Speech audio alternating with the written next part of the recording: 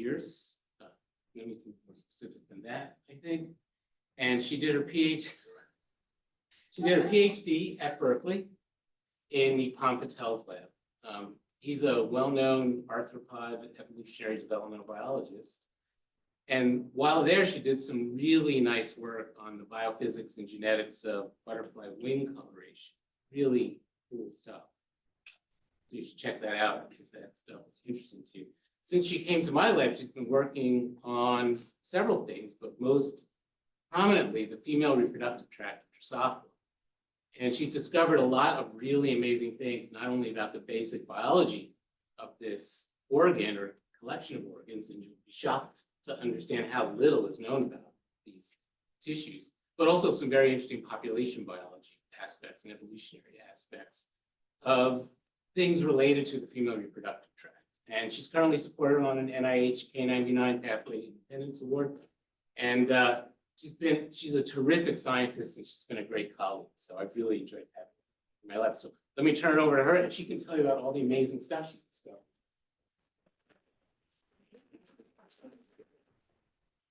Thank you, Dave. All right. Here we go. So biologists, of course, we love to talk about sexual selection and how it drives some of the most extreme organismal traits. These are some of my favorite examples mostly from insects. You're probably familiar with especially the top row. We've got sexually dimorphic antennas in moths for tracking female pheromones that are huge and cute, fuzzy. We've got courtship displays. We've got sexual cannibalism. On the bottom left, I'm showing you, these are the longest sperm on Earth. They occur in flies. They're pushing 6 centimeters long. They're so long they have to be like packaged and transferred, like they're rolled up little balls of yarn. And these are probably selected for by sperm storage organs in the females that are even longer still. So more than 20 times longer than the length of the fly's whole body. And then also in insects, we've got all kinds of crazy things going on with spermatophores and mating plugs. And kind of the general theme seems to be that females want to extract nutrients from them and clear them quickly. And males want them, in general, it seems like mostly, to have them stick around for a while so the female can't repeat. So this last picture is a really extreme example where males not only transfer the spermatophore, but all these like spined granulati that seem like they may deter the female from macerating up the spermatophore. Sorry, I'm sharing your screen on Zoom. One moment. I'm bad at reading.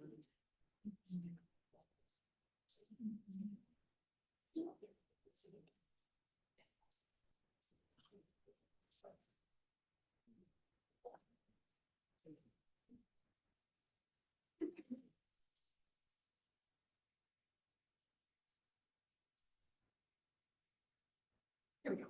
Sorry. No worries, thanks, Julia. Okay, for people on Zoom, there's the sexual selection slide, all that stuff I just described. And the point being, it's very easy to think of lots of cool morphological and behavioral examples of this.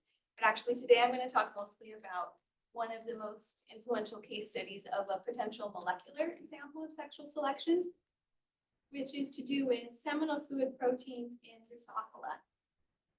And so the model is, so these are proteins that are transferred along with sperm during mating. And the model is that they influence female biology in all these ways on the slide and more, and that these are things that may benefit male fitness, but potentially at females' expense. And so females should also be continually evolving towards their own optimal response levels for all these processes. This could generate like a really tight coevolutionary arms race. That could generate strong and sustained selection pressure on all these reproductive proteins. And so the support from this model comes from decades of work with a variety of different angles showing that these are all compatible with this idea of sexual conflict. So we know that seminal fluid proteins evolve really rapidly in terms of their expression levels, their sequence, turnover of the complement of genes. We also know that various specific seminal fluid proteins are required to induce all these physiological processes. And at least some of those seem like a plausible fulcrum of conflict where females and males may prefer different levels of those responses. And we also know that there are post-mating prezygotic barriers that contribute to reproductive isolation between species in Drosophila, which could also result, at least in part, from this kind of coevolutionary dynamic. So we can connect the dots pretty well if we're talking about the seminal fluid proteins, but this is a coevolutionary model. And so there should be some, if not many, female expressed genes that should be regulating the same physiological processes, but probably in the opposite direction, and that should be rapidly counter-evolving. And so the kind of quest that launched my postdoc was to try to look for the female side of these interactions, and then see from that what we can learn maybe about sexual conflict and selection. And so I'm doing this by looking in the female reproductive tract, which are these 5 somatic organs below the ovaries. There's an oviduct and uterus that are analogous at least to structures in humans. And then the flies have two kinds of sperm storage organs, and then 2 pairs of glands. And the spermatheca is like a dual function pair of organs. And I'm looking here because these are the tissues that directly contact and interact with sperm and all the transfer cells. And also during the talk, I will be often representing the reproductive tract with this little cartoon. It corresponds to all these organs like so. Briefly, just to mention what it even means to be talking about something called the uterus in flies. I always get questions about this. These flies do not have pregnancy. They can potentially retain eggs internally for a while, especially if like conditions for laying aren't great. And actually in the picture with the ovaries in it, there is a descended egg in the uterus. Some species do that more than others. There are some fly species and other insects that do have pregnancy, like tsetse flies, and that happens in this same structure. Insects that do not have menstruation, but they do have really strongly differentiated phases with different like secretion activity and different physical conformation and other things as well that can have some cyclicality in connection to reproductive events. Also a brief note on homology, which I also am often asked.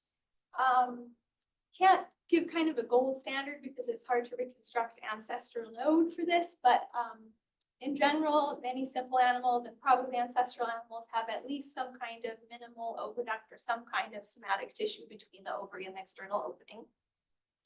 It is very common in many animal groups for this to have functionally specialized organs along its length. There's a lot of morphological variation in these. In humans, of course, the major organs are oviducts, uterus, cervix, vagina, and those organs are specified during development by the expression of the Hox genes shown there. These are Hox genes that do have homologs in fly, and for the ones that I've been able to screen so far, there is some spatial correspondence as well. So I think there probably is at least some kind of high level or partial homology between flies and humans for these tissues. Back on our main quest, again, we're looking for sexual coevolution in these tissues. And I very quickly came upon the challenge that some of the resources for these tissues are a little thin. So let me explain, and I'm going to kind of compare some parts of Drosophila genetics to a trading card game where you need to play a pair of cards, one that's like a spell card that you're going to cast on a target, but the cards are actually these modular transgenic constructs and mostly in the GAL4 UAS system.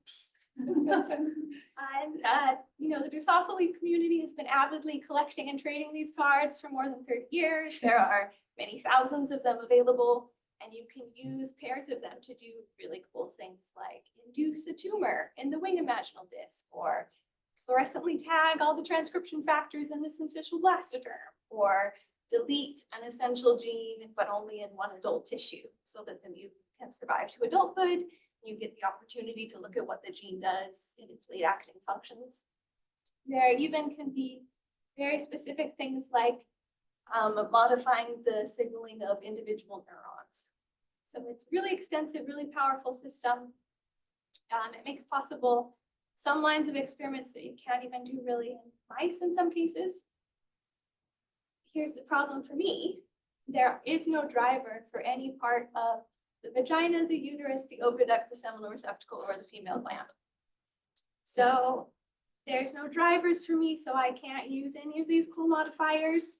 And I do think this is related to why, believe it or not, even in Drosophila melanogaster, we actually don't know what the female gland does. We don't know why there are 3 different sperm storage sites or how they differ really.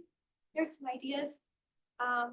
And in just kind of in general, we know surprisingly little about the biology of these organs specifically. I mentioned one other resource set. These are big community efforts to measure gene expression across fly anatomy in a standardized way for many tissues. These are such wonderful resources that lets you do direct comparisons between expression in different parts of the body, look it all up in a very nice centralized database. But once again, the reproductive tract is mostly not represented in these. There is an exception that the spermatheca is in 2 of them. And you may notice I had left a little gap on my cartoon. There is a driver for 1 cell type in the spermatheca.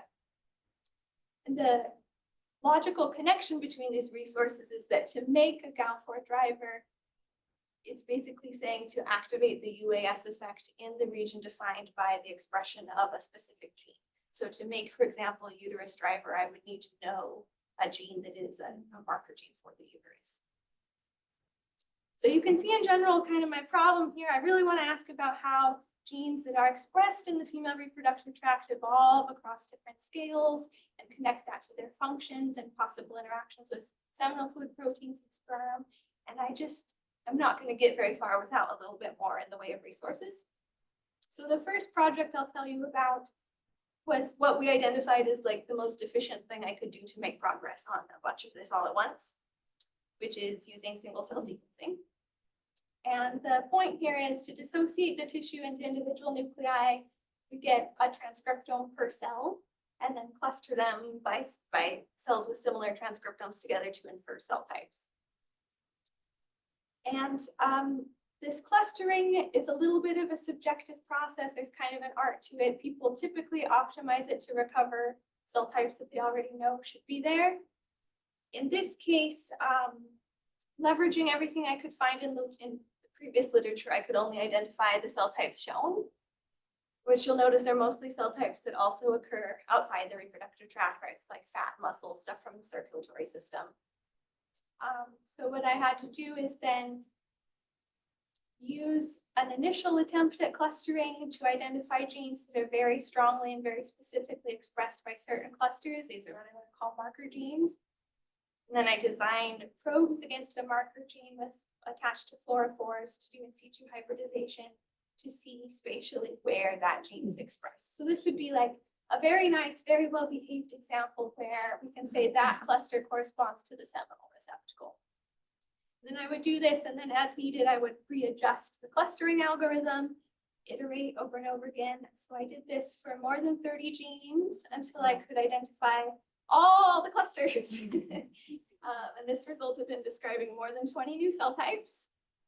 And then it also means we have these marker genes, and these are that prerequisite information to make new drivers, which would then unlock the whole library of Drosophila genetic tools.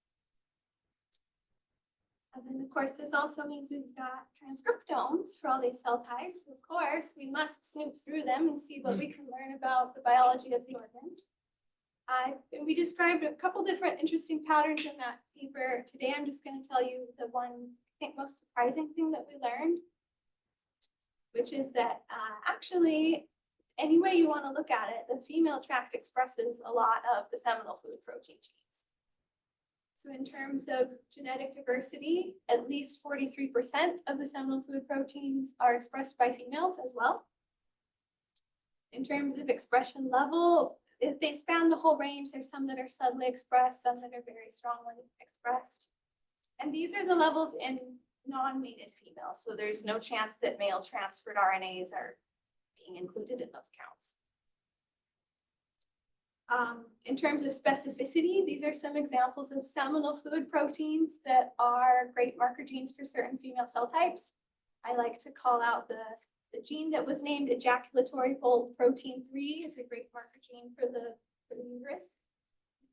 Part of the uterus. And then also in terms of volume, there are certain cell types, and especially that one in yellow, that's part of the seminal receptacle, that make a very large investment by volume in expressing these genes. So it's something like 30% of all the RNA in those cells is from the seminal fluid genes. So we think this is probably important for modeling how these genes evolve. And so to remind you, in the original model talking about interlocus conflict, that's involving loci that each experience directional selection in only one sex. And that's what allows for selection to be strong and sustained on both loci. We want to think about a potential sexual conflict over one of these shared genes. We would have to talk about intralocus conflict. This is talking about conflicting selection for alleles at the same locus. This is going to result in relatively weaker net selection and is probably going to lead to different predictions about the likely duration or outcome of this kind of conflict. In particular, it's usually modeled that these conflicts will not last very long, will be resolved quickly, often by sexual dimorphism. So I wanted to know how do the subset of the seminal fluid proteins that really are male-limited genes, do those evolve differently than the ones that are sex-shared? And the short answer is, yeah, it looks like they do. The protein sequences of the shared ones evolve slower and with less evidence of directional selection, and that's shown with McDonald-Kreitman alpha, and also the same pattern you can cover with DMDS. Okay, going back to this leading model of seminal fluid protein evolution, the support for this model is kind of stitched together from a couple different kinds of sources. There's like very broad genomic evidence of positive selection on seminal fluid proteins across internally fertilizing animals, not just flies. But most of the connections with physiology come from experimental gene knockdown work and mostly in melanogaster. And what's been challenging is to try to connect all the pieces in just one case study. So you'd really like to be able to connect specific natural genetic variation, not just experimentally induced variants, with reproductive consequences and with selection or adaptation. So the next project we're going to tell you about is an attempt to do that. And this is using an opportunity that came out of previous work at Dave's lab, which had characterized male reproductive evolution between natural populations, specifically these populations in Maine and Panama. And these are the endpoints of the North American East Coast latitudinal cline that's been an evolutionary model system. And among their findings, which you can also see more of in the paper at the bottom of the slide, they found some very strong patterns suggesting there's likely recent male adaptations between these populations in the gland that makes the seminal fluid. And specifically, they saw a significant enrichment for differentially expressed seminal fluid protein genes that was very asymmetric, with nearly all of them being lower expressed in Panama than in Maine. And then by comparing this to some outgroups, they also concluded that it looks like the Panama population is the more derived state. So this is all, and this is, again, this is in the context of this cline where it's been well established that phenotypic differences result from recent spatially variable selection. So this is all very well consistent with a case study for recent adaptive seminal fluid protein alleles that we can use to test the connection with female biology, look for coevolution. Okay, one piece of background information as well is that the reproductive tract undergoes many really big changes during and following mating. Obviously really big changes in morphology. There's a mating plug there. There's turgidity and pressure on the tissues. There's big activation of the immune system. And there's also really big changes in the transcriptome of these organs. There are hundreds of differentially expressed genes that are responsive to mating, and that kind of the transcriptome differences come to a peak about 6 hours after mating. So our plan was to test for whether these different male genotypes matter to females. In other words, does the male variation translate to compositionally different ejaculates that stimulate different post-mating responses in females? And so we're going to mate the females to either their proper same population or the opposite population mate, and then dissect the reproductive tract, measure their transcriptome 6 hours after mating, and see whether it makes a difference to them. And we really expected that it would, based on previous work. There had been work using RNAi knockdown of some of the seminal fluid protein genes and showing that RNAi knockdown causes differences in the female transcriptome.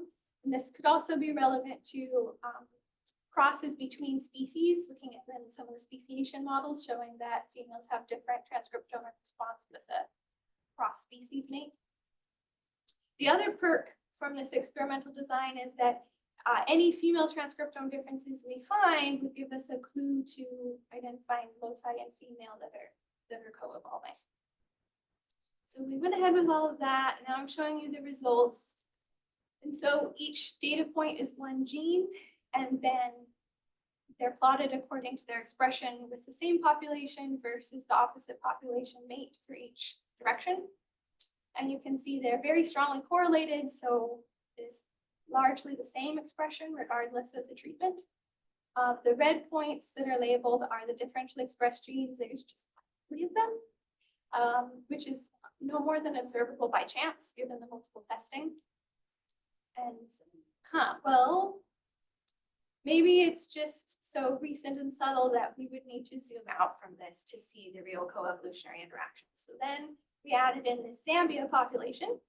Zambia is the ancestral range for the species. It has the greatest genetic diversity, and it lets us consider some really extreme male differentiation, especially between Panama and Zambia. So this is showing you that almost 1/3 of all genes that are expressed at all in this organ are differentially expressed between Panama and Zambia, and that includes 38% of the SNPs.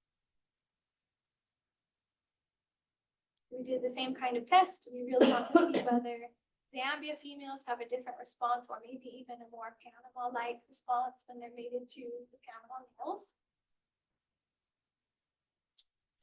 In fact, no, like absolutely no, totally indifferent. And this is for the reproductive tract. And we were like, well, a lot of the post-mating responses are behavioral, and some previous work has talked about gene expression responses in the head. Let's look at the head. Absolutely no, absolutely not. And so just one more piece of context, just to sweeten the deal, we're not only looking at all these really dramatic gene expression differences, but there are also almost 2,000 non-synonymous SNPs in the seminal fluid protein genes that are segregating in these populations, a lot of them with really different allele frequencies between the two. So all that variation also seems not to matter to female transcriptomes. And after scratching our heads for a while, we think this means that, first of all, the SNPs are probably evolving to optimize functions that are unrelated to female gene expression. Second, we've got to relate this back to the model we started out with. I'm just going to point out that gene expression is part of the mechanistic underpinning of many of those processes. You know, the toxin response related to the lifespan result that gets a lot of attention. Toxin response has a gene expression component, cell death would show up in transcriptomes. And so you'd really expect to see variation in these processes showing up in transcriptomes. So even though these processes are part of the female response to mating, even though that means they technically are downstream of sex peptide or maybe some other seminal fluid proteins in an experimental context, if you're doing genetic pathway analysis, it doesn't really look like variation. Male variation is associated with female physiological variation. And so it may not be the case that these genetic interactions play into these broader sexual coevolution patterns. At least our results don't add support for this classical model. The other thing that we can learn from these experiments is there is a lot of interpopulation differentiation in the female transcriptomes too. And as we saw that male variation does not influence these transcriptomes, that means these differences just reflect female evolution. So for perspective on the magnitude of this, male reproductive tissues are often recognized as being among the very fastest evolving tissues. And these are the differentiation rates in the male accessory gland and the testis for these populations. And compared to the female differentiation rates, they're pretty comparable. So this is really substantial gene expression differences in females. So I'm now very interested in continuing to consider sexual selection, but maybe from the opposite angle, which is just to point out the female reproductive tract is the environment where sperm spend most of their life, and the environment presumably the most important environment for sperm and their accessory proteins to adapt to. And so to whatever extent sperm experience the meta environment, that's being filtered through females' experiences and responses. So I'm interested in describing how the female tract evolves and then connect that to how it may change the environment and perhaps the selection on sperm the other direction. I think we also may be able to use these female transcriptomes to look the other direction, try to identify what the important selection on females is, and maybe not just in context of defending against male manipulation, but kind of a broader, more open-ended question that could also include environmental selection and other kinds of stresses. Maybe also laterally use them towards understanding a little better what the organs do. So this is work that's still in progress, but what I can tell you so far is more than half of the genes that are expressed at all in these organs are mating responsive in at least one population. And a lot of the genes that are responding differently between populations are plausibly relevant to sperm's experience in these tissues. So for example, we got more than 650 that encodes secreted proteins. We've got 69 of the seminal fluid proteins being differentially expressed by females between populations, and then more than 200 genes from a list of sperm proteome genes, which means the product of these genes at some point becomes bound to or interacts with sperm externally and becomes associated with the sperm proteome. So all these female secretions, I think, function effectively like a cell culture media for sperm. I mean, the sperm live in whatever they secrete. And so it probably is significant for sperm if the recipe is changing. And then in terms of understanding selection on females, again, this is work in progress still, but there are some interesting trends looking at gene ontology enrichments in the differentially expressed genes. There's stuff related to lipid storage, stuff related to protein translation, vacuole regulation. And I'll just mention in particular, there's some very big signals about hormone signaling, which of course should be quite important in these tissues. And these are just listing some of these are like very famous and well-recognized genes involved in the metabolism of the major reproductive steroid hormones in insects. And so it looks like these pathways are involved. Okay, so to put it all together, I've told you that female tissues create the sperm's environment, including by expressing a lot of seminal fluid proteins, so-called seminal fluid proteins, and other secretions as well. And these probably function like cell culture media. I've shown you that we have a lot to discover in the female reproductive tract. There's 20 new cell types and building opportunities to use a lot more new tools. And then I hope I have convinced you that we could better incorporate females into our evolutionary models. And for example, consider that some of the relevant selection on the seminal fluid protein genes, this classic system, might actually occur in females.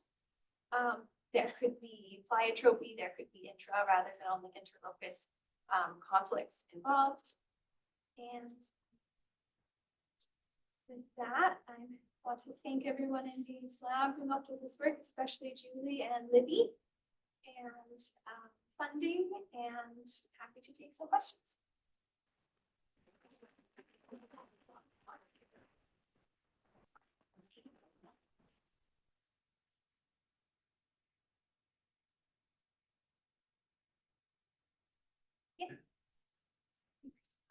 Yeah, so I guess I have a question about the seminal fluid influencing like female behavior and like all of these changes in the females. So the assumption was that the seminal fluid is causing some kind of transcriptomic change in the female that is like causing these things to happen. But if you don't find a signal of that, then is that just a constant? Does the sperm have nothing to do with it, and it's just something about like accomplishing like fertilization is what's changing female responses? I think this is going to be a question the field has to kind of reevaluate a little bit. My take currently is, first, couple points. First of all, there's almost 300 seminal fluid proteins. And a lot of this model was based on results from doing experimental work with just a small fraction of them, primarily sex peptide. And so that may be part of the story, is that sex peptide might be actually quite an unusual seminal fluid protein and not very representative of the functions or the evolutionary pressures on most of them. That's one piece of it. Another piece of it is there's some distinction between like a classical experimental genetics approach. If you delete a gene, what goes wrong? That's the function of the gene, versus what are the phenotypic consequences of natural variation in an allele for the gene. There's some subtlety and differences there. There's also maybe some room to explore some different rhetoric. So in a genetic pathway, we've got sex peptide is upstream of binds to the sex peptide receptor in females, and that's upstream of all these post-mating responses. That's a true statement. But it's kind of it's a rhetorical step on top of that to say that that means that males regulate all these processes in females. And we could equally as well say that females use sex peptide to recognize that mating has occurred so that she can enact all these things to her benefit, right? So that's some of the nuance that I think hopefully these results can prompt some further discussion on. But that's what I think. So. Yeah, so I was very intrigued by that result where there's very little differences in expression in the main and Panama and the Zimbabwe population, right? I was expecting to see something and nothing. That's really surprising. But and so it makes me think about, you know, I mean, under what circumstances, what situation you would find some differences. And you don't know the literature very well, but there's these older papers that go rise that shows that, you know, there's these, you could evolve the flies under strong sexual selection or under lax sexual selection. When there's strong sexual selection, the females, well, the males have evolved the toxic sperm or toxic seminal proteins, and females evolve resistance to that. So I wonder if the comparison should be maybe looking at differences in the strength of sexual selection. I mean, it seems like maybe these populations are not really coevolving, but I wonder if you thought about doing some experiment where you evolve strong sexual selection and weak sexual selection, and you want maybe show that evolution. Yeah, no, I agree with you. We're very interested in those experiments as well. There's the rice experiments, and then Brian Hollis did also follow up artificial selection, artificial evolution with different mating regimes, basically. And yeah, there's a couple pieces. So one thing is that maybe between comparing Maine and Panama specifically, that story is more about like environmental adaptation or something. But then when we bring in the Zambia population, that's about as much genetic variation as you can capture naturally for the species. And so if there aren't interaction effects there, it may be that the artificial evolution experiments are not fully representative of natural phenomena, maybe. I'm not sure. But I mean, I agree with you. It's like, we have to really scratch our heads over how to put these all back together, because this was such a well-established model. So And another technical question, I don't know much the resource development works. Does that mean that the first part, does it mean that all these driver lines are already available or they're already made? yeah. That's amazing. Yeah, there are thousands of these, and so what you do in practice is you have a transgenic fly line that has this piece, a different one that has this piece. You do a cross between them to get an offspring that has the combination you want. So once I can make drivers for my tissues, then I can use any of the thousands of things people have already made to do all those manipulations in these tissues. Yes, I'm excited. Yeah. That was just like a spectacular talk. It was so cool seeing like all the lines and how I can't, you know, Drosophila is so studied. I can't believe no one's looked at the entire female reproductive tract. And this question might be a whole can of worms, so zero pressure if you have zero idea. But I remember in my intro bio class, they talked a lot about how the human vaginal microbiome might be interacting with seminal fluid and stuff. Is there any knowledge or research on the Drosophila microbiome that might be living in this cell culture or anything like that, and how that might impact with it, or regional differences might impact different microbial communities that live there or anything? Yeah, I love the question. What I can say about that is, so first of all, it's difficult. In some ways, this is not the best system to characterize microbiome because they're just such small fluid volumes, right? But there is other work showing, like, for example, for the clinal differences, there's various systems where microbiomes do vary clinally, like in gut and mice and humans, various mammals. So it wouldn't be surprising to me at all if there was clinal variation in the microbiome that's associated with these tissues, and that could be part of the story. And I really like the idea of trying to think about more complex sets of ecological interactions, not just between seminal fluid proteins and females, but some of these other, kind of multi-dimensional interactions. Awesome, thanks. Does the female transcriptome change back after a while? Like, is there a time limit to it? Yes, so it does largely reset back to the non-mated state after about 24 hours in the reproductive tract. We've looked at differences in expression of those, I guess probably not since you've just developed this, but in those female yeah, Spermatheca? yeah, Yeah. between those different populations as well, like the reverse of seeing, I feel like maybe I'm saying things, but you see clear differences in the expression in these different populations in terms of the male expression. Is that true also of the female expression? Has it not been looked at yet? Yeah, so that's what I'm in the middle of analyzing. So this is kind of a look at that. These is the expression in the female reproductive tract between the populations. And yeah, that's what one of the things that's in progress is relating this back to which organs most underlie these. So we do have single cell data from the main and from the Panama, but without replication. So I've got to kind of integrate that with these that are like traditional Bulgar and seek to piece out what organs are most involved. But that is something we're interested in, and that will end up in this paper when it's done. I have a bold question. While this slide is up, can you explain what these axes are and what the points mean? Oh boy, yes, that's good feedback, thank you. Okay. So each data point is one gene, and this relates to its expression.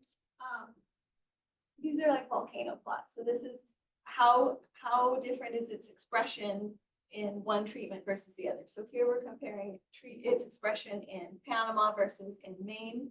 And this is a measure of statistical significance. So these dotted lines, so these are ones that are significantly differentially expressed between Maine and Panama, and they're higher in Panama. These are significantly differentially expressed and higher in, et cetera, for each pairwise comparison. I don't think I've ever seen this before. That's really good to know. I'm gonna write that down. Thank you.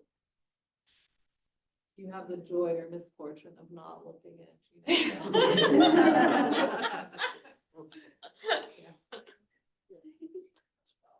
Yeah. So, as someone who also like generates gene expression data, and then you end up with things where you're like, a billion things are different. Like, what does it mean? Does it even matter that things are different? Like, I actually now, I think, have this weird interest when things are not different when we expect them to be. And like, I know you guys are scratching your heads, and so I'm asking you to speculate, but to me, I guess like my brain immediately goes to like, is this a system where we are trying to have robustness for whatever reason? And so I'm just curious whether, like, do you think the absence of, like, I guess in biological systems, sometimes the absence of a difference is actually really fascinating and potentially points to something really important. Yeah. And so I'm sure you've thought about this, and so I'm just curious your I thoughts. love that question. Thank you.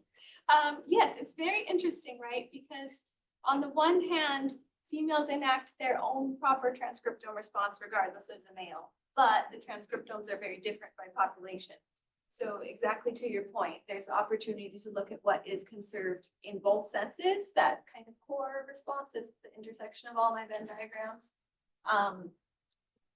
But also, yeah, I agree with you. It does seem that females are kind of buffering, especially in RNA-seq, right? Where sometimes when you're planning an experiment, people are like, make sure you do everything the same time of day and the same age and the same temperature, and like anything could throw off RNA-seq results. And like, really, like 30% of all genes in males being differentially expressed does nothing. So, yeah. I agree with you. Let them be. Okay. Yeah, we can.